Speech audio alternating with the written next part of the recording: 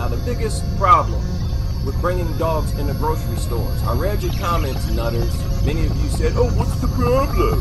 If the dog is well behaved, what if it's not well behaved? Then you have a dog attacking someone inside of a grocery store. And whether or not it's well behaved is irrelevant. It's still disgusting. It's a health hazard. But of course, being a dog lover, you're not conscious about anything that's unsanitary. Dog allergens is a big problem. Many people, including myself, are allergic to dog dander. Okay? And it's easily spread. They can circulate in the air and remain on carpets and furniture for months. Understand, it can circulate in the air for months. Why? Because it's microscopic.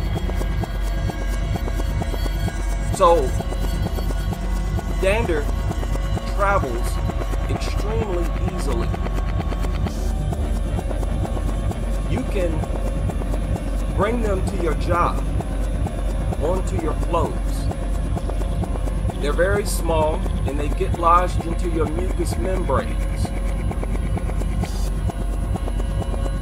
The allergic reaction that you experience is actually an allergic reaction to dog saliva, dog urine, and dog feces, as pointed out here by the American Lung Association. Look this up yourself. So you mean to tell me that dog dander in the air means airborne saliva, airborne dog urine, and airborne dog feces? Well, not just dog feces, urine, and saliva. Also the urine and saliva from other animals, because dogs eat the excrement of other animals. They roll around in the excrement of other animals and in their urine. So dander behaves sort of like dust. Not even like dust. This is microscopic dead skin floating in the air. And it's getting on food in a grocery store. It comes from skin cells. Now, pet dander, other allergens may be in the air for a long time than other. Look at that.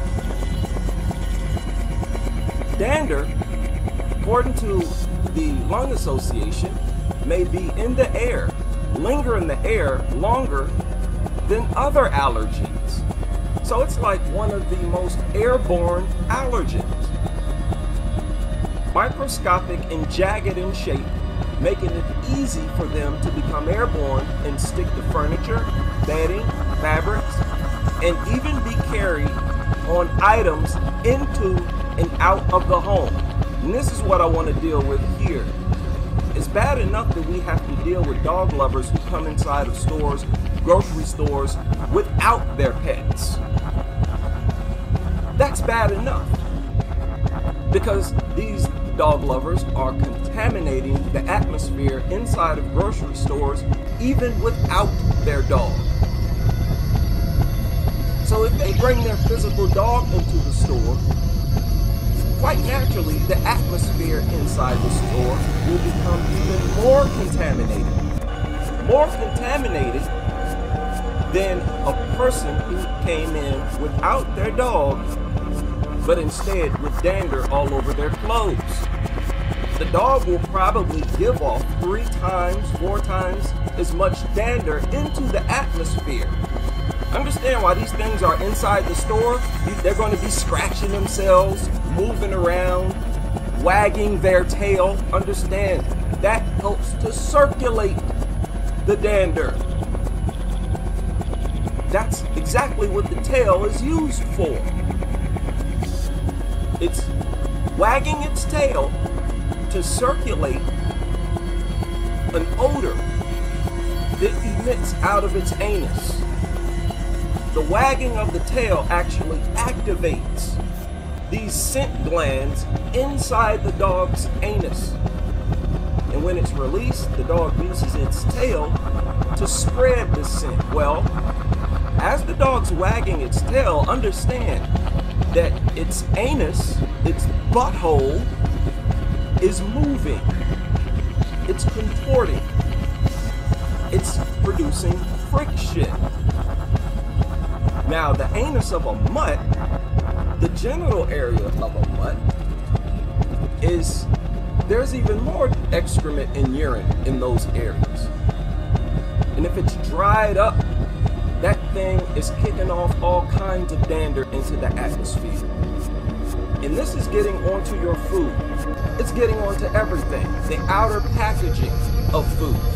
Some of the food you get in grocery stores is handled by people's bare hands.